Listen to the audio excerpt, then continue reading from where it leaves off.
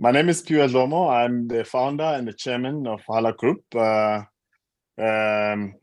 has about three or four subsidiaries, which is Hala Energy, Hala Motors. There's Petroleum. There's also a company that deals with assisting companies in achieving their ESG goals, which is part of the green energy drive in transforming and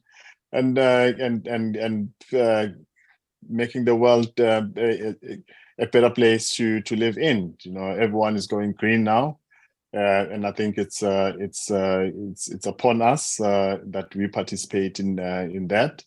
And everyone is talking 4IR. I think we as Africa, you know, every time there's an industrial revolution, we were the last ones, to adapt to it. But in this case, with Hala as a group, we now want to do things the other way. I think what we have is industrial revolution, and it's about time that the world consume products and innovation that comes out of Africa. As you are well aware, South Africa is known for not just people like Elon Musk, Michael Shuttleworth, sorry, and there's many other individuals that have gone to US and made it. Not only are we exporting those individuals or skills or technologies, they are in abundance in Africa.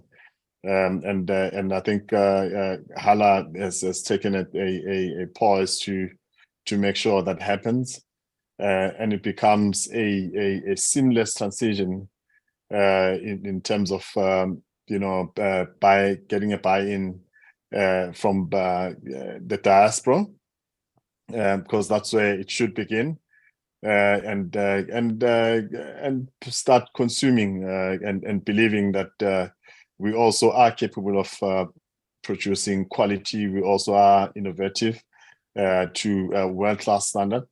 Again, I think what Hala has been able to achieve over the years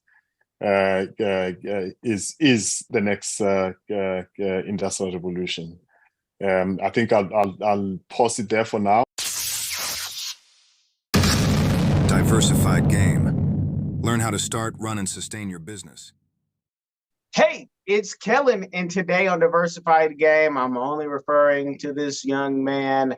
He's seasoned, but he's still young, and he is the prince in his birthright, but he's really the king of energy in South Africa. He was introduced to us by Mark and Latasha Blanton of The Real South Africa on our latest trip to South Africa with the African Diaspora News Channel. Brought 46 people there. We met great people like himself, and you hear, wait, EV and batteries, and it's not Elon Musk, and it's a black man behind it. Oh yeah, we gotta have that story, because as we know, Elon Musk, for all his, greatness and ventures in Africa, in South Africa especially, he doesn't want to play ball, so you can't get Starlink legally and other things. And I don't know, maybe he's right. I don't know. I'm not on that side of things, so I don't know, but I just hear it from people who know him personally. But now I have the king of Hala Energy.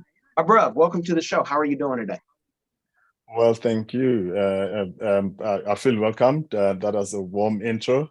I feel connected to you, brother. I feel connected to the diaspora. I feel connected to, my people.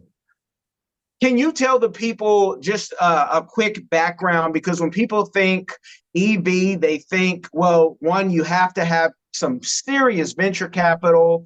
You might need to be white or Asian and a country behind you. And then your, education background, we need to let people know what they need to be studying if they want to go into this field, because going into liberal studies or, some mass communication is not going to get you to where you're at. So give them, some brief background and where their focus needs to be.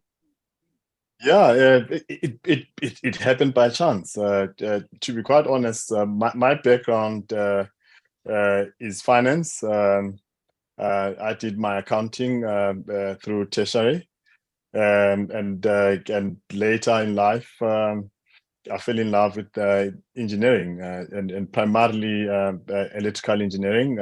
I started a company a while back in the early 2000s, and I never looked back. I think the EV space for me, I was very much active in the oil and gas space through a subsidiary of ours, which is Petroleum.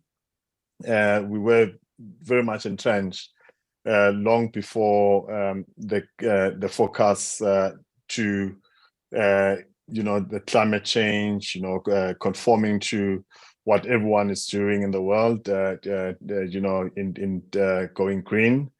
And when we started exploiting that or exploring that, we thought, if we do this, we want to do it right. And it has to be a product that will be consumed all over the world.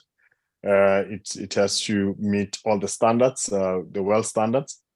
And yes, EV, we started with it, and then later on, because you cannot produce a car without building your own battery, otherwise it won't make any economic sense. But primarily, when that was decided upon, I wanted a technology that was post lithium ion, and the focus was then on the solid state battery. We developed that for some time. There were obviously trial and errors, and that's where I think my passion is now, and what has been uncovered. It's nothing in the world that you've seen or you've heard of, and I think it will take the world, by the storm, and I hope the world is ready for Africa, for that matter. It is a product that I think on the battery side, that all the materials you find in our shores, in South Africa, in the DRC, in Zambia. So it is pure with all its facets, an African venture, and we can talk about beneficiation later on, but it will benefit the communities, it will benefit the youth of Africa, and it will stir Africa to now participate in a mainstream economy, and I think it's about time that Africa gets there. I'm sure you'll agree with me. As I said, we've always been consuming things. We have all the minerals. We sell them as raw, send them to wherever in the world. They will process and bring those refined product back to Africa at obviously a premium. So we're trying to reverse that now and have control and write our own stories as Africa. And I've taken that initiative when I started these projects. And I hope the world is ready for that, and Africa will benefit from it. Can you talk and walk that young entrepreneur, that young inventor who says, I want to do this? And I've interviewed people in Africa and Sierra Leone. I just did a second interview with someone who created their own vehicle and never had the money, never had the backing of anybody, just started putting the knowledge that they had in the books that they read and put a vehicle together. And now they're doing even bigger things. I mean, Africa, with all the brain power of the young people, could create its own rocket ship if needed. But for you to create this and taking this, writing the vision down, what were the first couple of steps to even be able to, one, you have the idea, but I'm sure everybody around you said, you're madman. What do you want to do? Why do you want to do that? How do you put your team together? And then what type of resources do you need? Because a lot of people stop once they find out, oh, I don't have 50 million to blow on something, I don't have even 10 million, but I tell people, don't let the money stop you. Keep going. The money will come once you show that you have more knowledge than Terrence Howard does on science. And you'll be able to put your stuff together and say your team, I mean, something about God puts it together for you. But can you talk about and walk us through those steps? Because I'm sure not a lot of people said, great idea. Yeah, no, it hasn't been easy. I've been an entrepreneur since the age of 6, and I was very young then. I remember I used to sell, apples and peanuts at the stadium when there were soccer games. So at a very early age, I had a very entrepreneurial mindset, and later in life, I started other businesses. But what got me interested in this, I think, you quite or rightly put that it's very difficult to start your own business, especially if you are an inventor. What I did, as I said to you earlier on, I started having construction companies, and the vision was always there. And starting a construction company, it was a construction company with a purpose. Meaning whatever that I wanted to do going forward, I needed to have some source of capital that I will steal from, and the construction company has been funding my innovations. Construction company has been funding my R&D over the years. It hasn't been easy. I had to sacrifice quite a lot.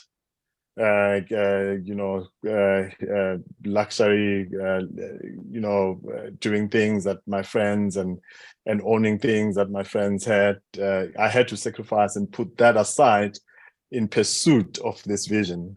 It took a while. I mean, it's 10 years since that happened. But the journey has not been smooth, I must say. And you have to have, that tenacity, that belief in your vision. Otherwise, obviously, passion as well. But at some point, it does pay off. It took us longer than anticipated to get to the level or the stage where we're at now. But I think with God's grace, I was able to have other businesses that we use to capitalize the vision. I don't know if I covered all the questions, but it has been quite a journey. It has been easy. It's financially taxing, and you lose friends because at some point, you'll have to go seek money somewhere else, and you'll be indebted like everyone else. Elon went through the same, and everyone else who started a venture. But the price, I think, is just too great, to stay on, and that's where we find ourselves now. In South Africa, when you are an inventor, are there funds that are available? Like here in America, we're very blessed to have, all type of grant type of funding. You have your angels, you have your vultures, your VC. Is that, very easy to even find out who you can ask money for once you have, a nice product to present? Or is it difficult for a young inventor? It is, I must say, as you are well aware of the history of the country. Most Black people never had means to start businesses, and you had to go to the banks to seek funding, to seek a loan. And yes, government also has what you call DFIs. It's financial institutions that assist up and coming businesses, the startups. There are grants that are offered, but the process, I must say, is it's doable. You can access those funds, but the process to get there sometimes can be a painful one, because most of the time, the needy, the talented, are not able to get expertise at them or afford expertise that will assist them to prepare paperwork to access those funds. And I think our government has a responsibility now to start looking at that differently. You cannot have red tapes, to access money, especially for people that will be creating, or companies that will be creating employment. So there is access to funding, but the process to get that, it's quite daunting, to say the least. I need to go deeper because for, Black Americans and maybe even those from other places in the diaspora, you get to South Africa, if you're from in Australia or in England, and you start seeing, Black people in charge of things, and you see them the majority. So you start saying, oh, this thing is fair and it's all good, not understanding that there are still some people behind the scenes that you don't see, even if they do look like you have an old DA mindset because they're funded by, some old money. Can you talk about even behind the scenes, some of those barriers, and how do you break those? Because we like to have solutions for that young, even South African who's in East Rand right now, who has a great idea, but he says, look, man, I don't have any money for it. Everybody that I meet who's foreign might be my investor because a profit is never respected at home. Can you talk about, those things behind the scenes and how to break those barriers? There's what you call a feasibility study in any business. You need to also prepare your business plan, and those things don't come cheap, and people who have those expertise are very expensive. You mentioned earlier on VCs.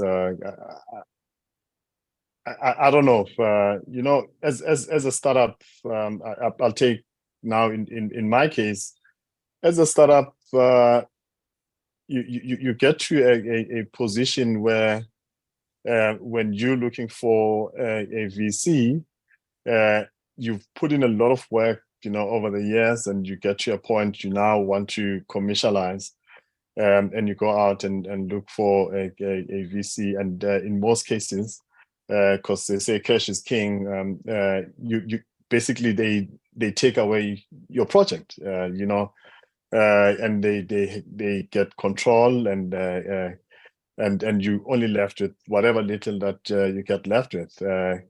I think that for me, it's not a fair way of doing things.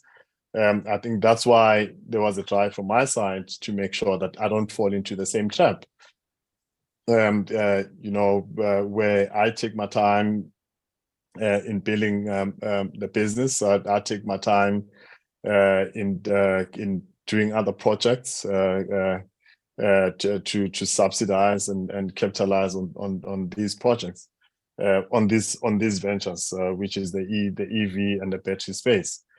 So some of the things as well. I think the other word that's used that's very common, it's skin in the game.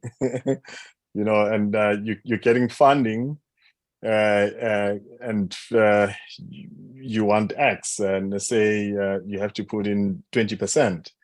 You're a startup, to get the 20% of $1 billion, for instance. So I think that's somehow things that governments, not just in South Africa, other countries as well in Africa, need to look at. It has to be an easy access to funding, especially for products or projects that are almost on commercialization, and I mentioned also, the paperwork. I think the red tape is just unbelievable, and that's an unfortunate part of it. well, the red tape on all sides, even here, unless you have a tie into VC and you can write it on a napkin, those days might be done depending on who you are. It's if you know the game, yeah, it's easier to play.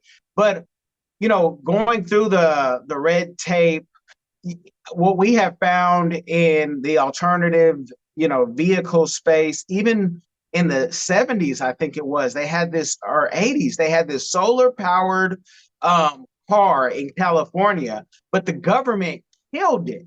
Like, it worked. Now, I looked at the video and I'm like, hey, it didn't move, like a Lamborghini, but who needs that, right? When you have the sunlight, how much motion, of how much of the government plays a part in the progress of EV and solar power, because they can cancel something and say, yeah, you created a great product, but we're not allowing that on our roads at this time. What do we do? Yeah, I think that the beauty about South Africa, there's what we call just an energy transition, which has, by law, we're moving now towards green energy. You're moving towards green mobility. I think there's a much easier adaptation now of technologies. I think in South Africa, it's more taking a cue, has taken a cue to where the rest of the world is going. We signatories to COP17 and those talk to decarbonization programs that government have to follow. And we were part of the launch on the green transport strategy document, and I would say South Africa is way ahead of most of the countries in Africa, and thanks to our government for setting the pace on that. So we are really lucky to be serving and being part of a country that's progressive, that wants to adapt to green energy and green mobility. And our products, I think, our ventures are fitting like a glove. It's just those hurdles and teething faces that needs to be taken care of. Hello, everyone. Join us on an exciting journey with Explore the World Cameroon. London and Sydney go take you explore Cameroon, the heart of Africa. Experience the vibrant culture, nature, and traditions from Yaoundé market to rainforest adventures. Every page na new discovery. Join the Cameroonian food, music, and wildlife with our explorers. This book na true celebration of Cameroon spirit. Get your copy now. Available on Amazon, Barnes & Noble, and through your library and bookstores via Ingram's Park. Don't miss this adventure. So South Africa, doesn't sound like the government is holding you back for what you're doing. I know this is bigger than cars. When I heard this, I wanted to, and I had to introduce you to Albin in Kenya, because I said we all need to know each other. It just makes life easier. But this is bigger than just our personal vehicles. Where do you, see this going, and in what time frame? 5, 10, or do we have to wait another 20 years like we're waiting for flying cars here in America? Our vehicles are ready. We're on the first phase of our launch, which is the 22-seater minibus. It's a public transportation vehicle, and that's our target for now. And the other range will follow thereafter. And we're talking not less than I think the max to see the vehicles on the road would be 2 years. We're busy now with licensing and getting other accreditations from Europe. So that should hit our road quite soon. On the battery side, that can happen in the next 3 months, 3-4 months. We are talking to potential partners to assist us on the production side to roll out the technology. And things are quite advanced, and you should be seeing our product by the end of the year with the Hala brand. I know you've seen the battery, but you will be seeing those, on different applications as well, not just for EVs, but for your computers, your laptop, your cell phones, and the beauty about a battery, if I can state this, I think it's something that maybe the world needs to hear. It's the first battery in the world that generates power from heat, and that we've had other technologies before that try to do that, and they haven't, in fact, they've never really cracked that technology. And ours is able to generate power from heat, even from your body heat. Imagine having your phone and it gets flat, and you just put it in your pockets, wherever, and it charges, and you're able to use that. Or you get exposed, I don't know, with lithium-ion batteries, if you expose them, to too much heat or extreme, weather, in this case heat, they will not, be adaptable to that. Our battery feeds off that, it feeds off heat, and it has never been achieved before, and I will state that. And there's different applications, like we have what we call e-brick. E-brick will change the way we build houses, meaning your bricks in the house that you use to build your house will be a battery, and you can put your solar panels and generate power, and it gets stored on your walls, and you can use that power at any given point, and it's never been done before. And hence I said to you, this is a new industrial revolution, and I hope the world is ready for. I'm sorry, I was smiling when you said heat, because I could see it, the commercial already, whether someone's in a desert, by some type of disaster, and all you have is heat. Or the real thing that made me smile was I could see someone using this in hell and saying it even works down here.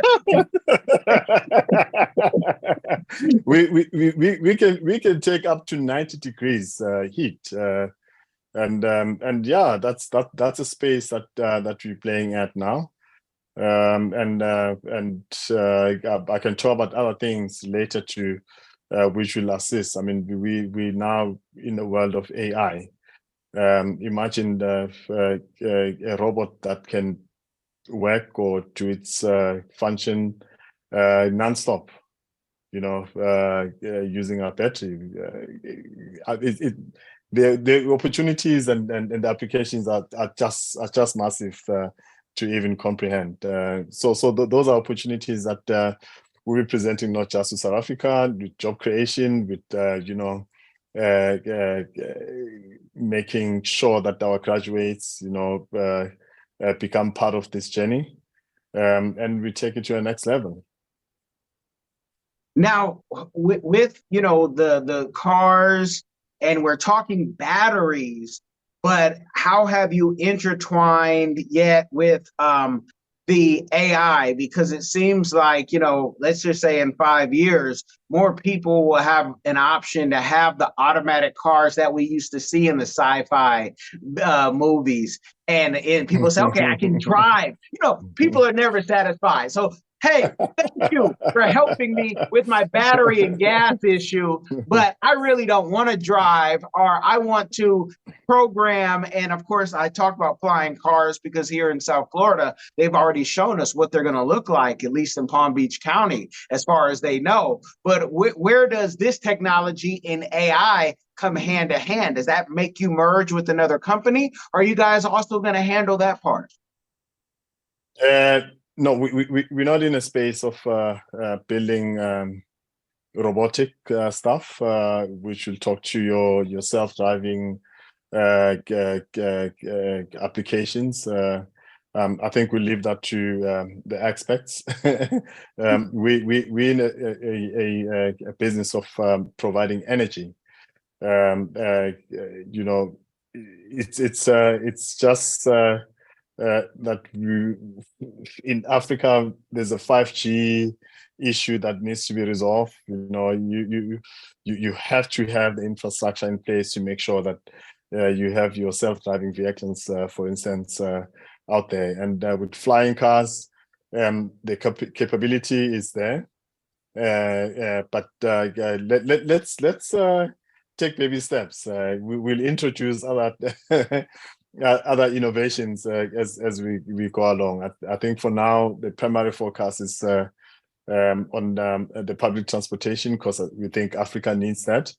The battery, I think Africa definitely needs that to power their homes. As you are well aware that most remote areas in the rest of Africa don't have an infrastructure where you have your grid supplying power. But without battery, you'll be independent of that. You don't even need that. I think I'll make that statement and direct it to the governments in the rest of Africa as well. If you want your people to have a better life, we're able to provide electricity, we're able to provide power, and better quality of life, because once we have water and energy, those are two primary basic human rights. What's the word? Needs, and once you're able to do that, and I think would have served that would be fulfilling for me. Seeing Africa bright, I'm sure you've seen Africa from space. It's just dark. The only light that you see, it's around South Africa and some parts West Africa and the East Africa, but the heart of it, which is the center of Africa, it's quite dark. So I think our mission is to make sure that Africa lightens up. How do you feel about when you hear this technology and say, hey, we have all the resources, we can make this stuff ourselves, and then you'll have different people from various places say, well, what happens when it all runs out? In Africa, where will they go? Because they never say that about coltan when they're taking it from the Congo. They never say that, they rarely say it about Dubai and their oil, and they have a plan B and C to D. What are your thoughts when you're trying to make these improvements and you hear people say, but what about when you run out of resources? And why? Where is that coming from?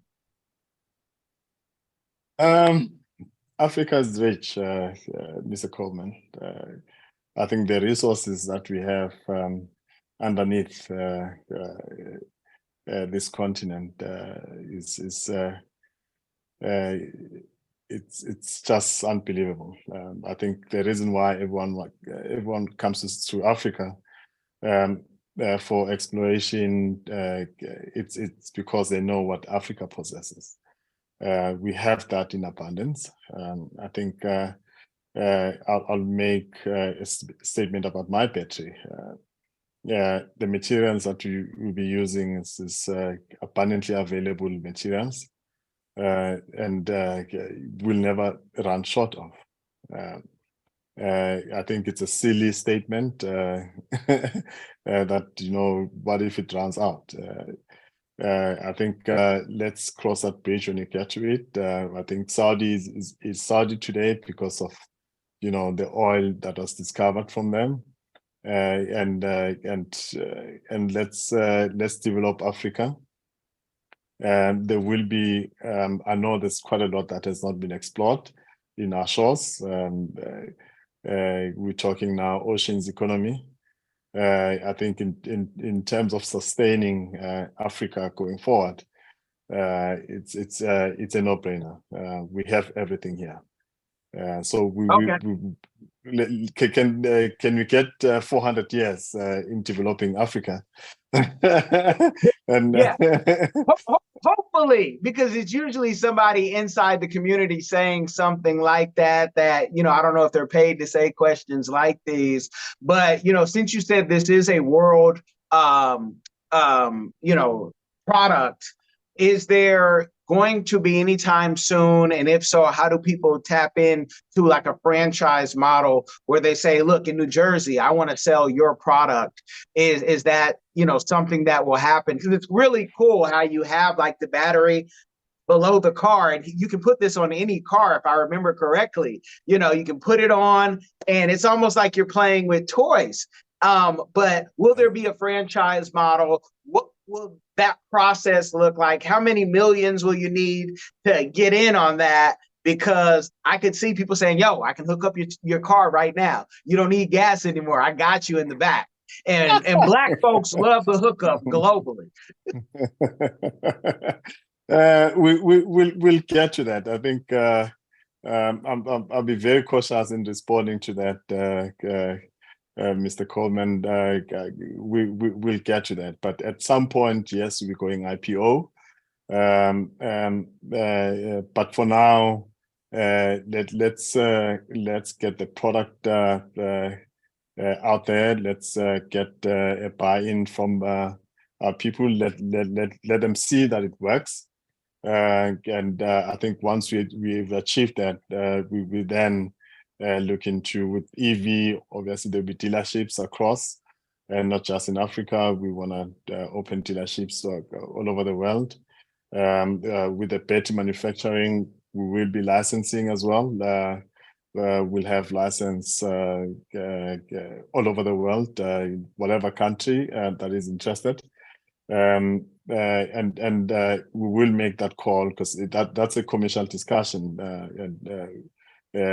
which we've had, but I cannot share that with you now. I think the primary focus now is to make sure that the products are out there, that they get a blessing, and see people judge that it's the same quality of products that you'll find anywhere in the world. The only difference is that this is a new technology, and no one in the world has been able to achieve that. I don't mean to make things harder. I don't mean to expand the business at this point. I'm not paid, but since this can be, you know, charged up by heat, it almost sounds like, and I could be all the way off, but if it can be charged by heat and I can charge my vehicle, could I then also be able to charge the utilities in my house, my refrigerator, my treadmill, and everything else? Oh yeah. In fact, just to give you an overview, you can charge my battery using the grid. Okay. It charges of heat as well,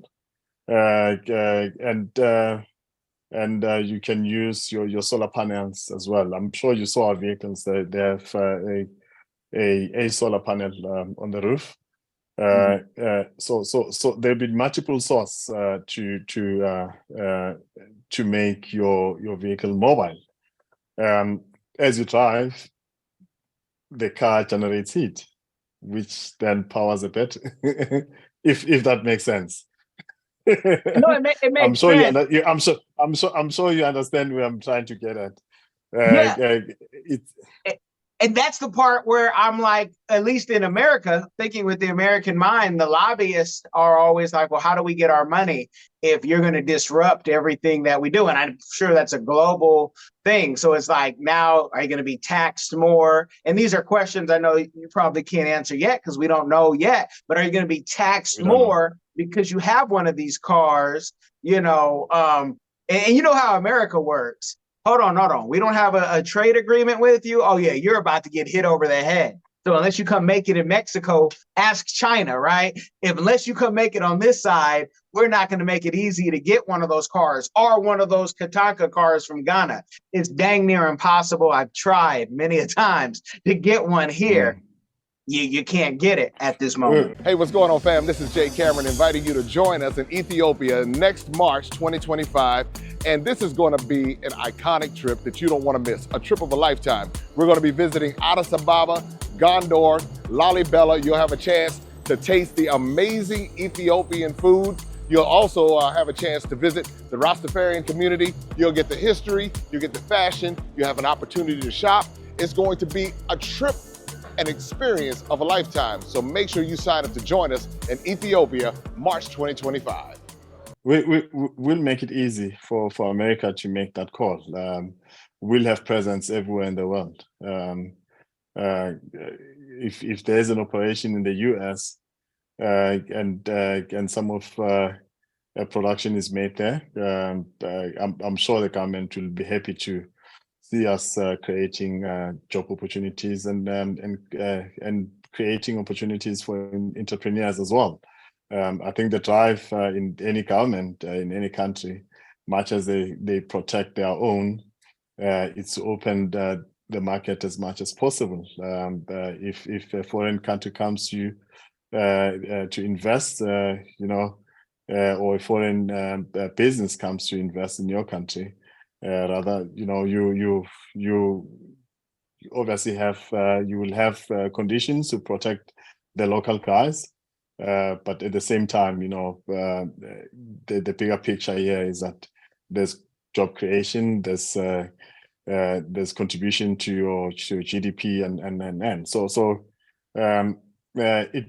I think we will have an easy approach, which will make it more difficult for any country to adopt our products.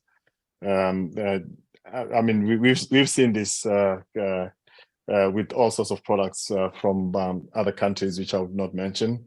There was a push to a point where controls have just been eased because you cannot stop people from importing things, So we will be adaptable to conditions of the country and the requirements. But at the same time, we feel that the technology is going that direction, and we feel that as Africa, as South Africa, it's time that we've been consuming all these products from all over the world, that we're given a chance as well to play in the mainstream economy. I want to save something for when your book is complete. So when they go through it, they learn something new. And that's pressure for him to complete the book, y'all. I just have to put it out there like that. But can you let the people know what we can do to help this movement? And if you have any, for those young inventors, those young business people, what type of talent that could help you and where they can reach out to you and say, look, I love this. I need to be a part of this. This is part of my life's work. We'll be doing a launch on everything, I think soon. We've not been activating our website deliberately so. But when it does, it should be Hala Motors, .co.za, or Hala Energy, .co.za. I think when we there and activate our website, everyone will be able to, because we're guarding against an influx of interest from people because as we're going on the media drive now, people are starting to learn about us, and we're getting a lot of interest. But when we go live, look out for Hala Motors or Hala Energy. Okay. And everything else will be communicated then, yeah. Okay. In the book, when will that be completed? I thought you're helping me with the book, brother. Oh man, we have to definitely talk about that, because it has to be, and I say that people think that I'm joking, but there has to be like a roadmap, because it is so hard to come up with ideas like this and to actually push through. You guys would be surprised, like Miles Monroe used to preach, how many people are in the graveyard with great ideas, but they just did not have either the confidence, the team, and they didn't seek out the know-how to find people who could make these things happen. Like, you have to have real courage, be brave. You have to be willing to be told by your spouse who may lay next to you and then look at you and say, I love you, but you are crazy. Can you just stick with what's been paying the bills? You know how many times I've been told that? Siphiwe, you are cuckoo. When did you think of that? When? How? How did you come up with that? So I think the journey will be documented at some point. There has been an invite from known writers, and I think in due course, let me just do this quickly, and get it over there, get all the products on the shelf, and get the EV going, and I'll then have some time off to sit somewhere in Zanzibar or at the Seychelles, and with the writer and go through the book, and hopefully that should be soon. Okay. Well, you guys have heard where the vacation will be, and so when you see me kicked up, I'm just kicked up because that's the way that I like to work, with my feet up, drink, and have family around, so there's no rush, there's no nagging. But to put this story out, the book is just the beginning. It's then the movie, and then everything else, because you have to document these things. Because when people start flying, people are teleporting, you're going to say, what am I? The future is faster than you think is more than a book by Peter De Laurentiis. It's really happening. So even when the book is out tomorrow, Killen, what we do, R&D is ongoing. There's very creative and innovative team that's working on very exciting things technology-wise, and I'm sure it should be ongoing. It should be a living document, so to say. It's something that I'm looking forward to. Again, Africa needs to start writing its own stories and determining its own destiny. Amen. In that book, and I tell you guys this listening all the time, these books and even these podcasts, they can be more than just in English. South Africa has, you guys have 12 official languages. So if it's in Tosa, if it's in Spede, put it, even put it in sign language, right? Sign language, yeah. That's a tough language, yeah. Yes, it will be in different languages. I think, as I say, charity begins at home. We will be definitely doing that, and we can take it. With AI now, translation can be any language in the world, eh? Yeah, so, and Africa has some brilliance. Even I think about Stephen Hawkins, how in some places, if not given the arena to shine, they would have just thrown him in a home back in the day.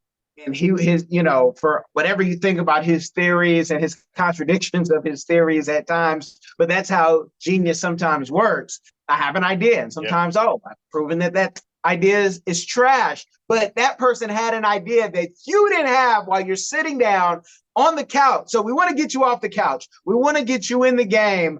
give them any last words and where they can find you if they want to connect, because I know LinkedIn isn't the place. Your LinkedIn is lonely right now.